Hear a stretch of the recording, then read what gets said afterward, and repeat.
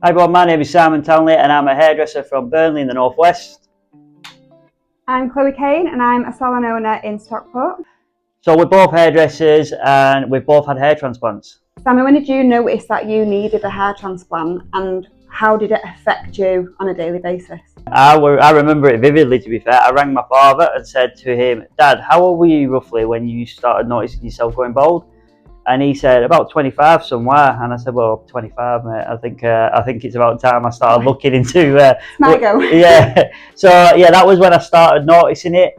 And in terms of confidence, it really sort of... I suppose we can all relate to this no matter who we are. But I could do, no matter what I wore, no matter what I was doing, whether I went to a wedding, a suit, the races, whatever, I would feel smart. And as soon as I see myself in the mirror, my confidence would just flood out of me as soon as I see my hairline. For men, like... people go, oh, it's fine, it happens to men all the time. Did you feel like that was a thing? So with the male aspect of it, yeah, sometimes we're probably not allowed to share our worries about it. We're probably not allowed to be vulnerable at times, if I'm honest with it. But the friend circles don't wish that. They will just hammer you. They don't care about how you feel inside. It's just banter in it to them. Yeah. So you do get bantered an awful lot, whether it's affecting you or not. I will admit, I would rather have hair any day of the week than not have hair. Yeah.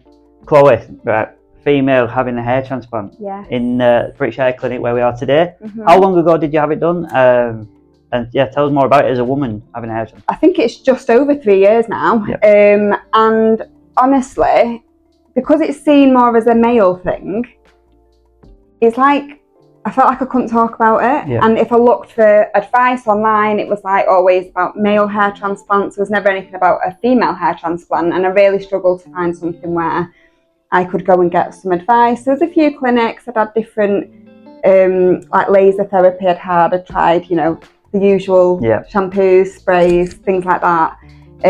But yeah, I really struggled to find somewhere that did a female hair transplant. And it really affected my confidence. Didn't ever put my hair up.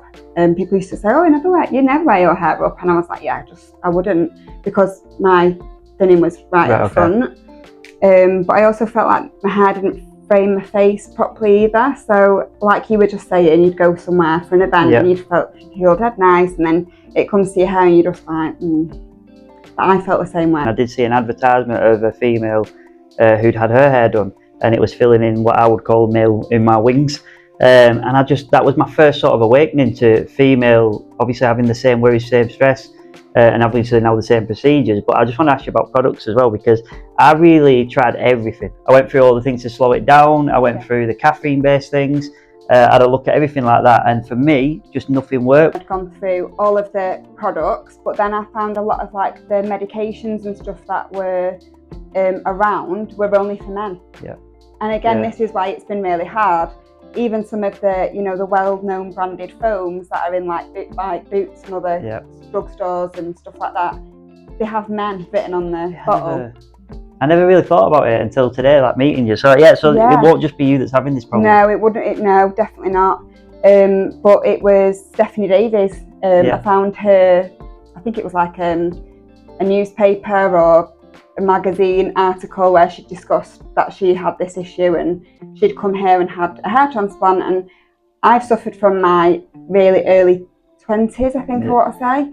I went through the hormonal side of it. I was like, is it my birth control? Is it this? Is it that? I'd had my bloods checked. I'd had everything. So, you know, I was a bit like you. I'd gone through every single avenue going. And I just felt like, as a hairdresser, how can I not fix this? And it's heartbreaking, isn't it? Like you feel like you know so much about hair, yet you feel like you know so little at the same time. We spend so much time making everyone else feel pretty and look good that we often neglect our own hair anyway. We're the last to get us colours done, the cuts done, the haircuts done. You know, we as a gent, it might be at 6 p.m. on a Saturday when we're meant to finish at 4, and I'm finally getting my hair cut for the weekend. So we often do things with our hair traditionally when it's too late. So to have a transplant for me is just a lifesaver, because it gave me a chance to do something which nothing else was working.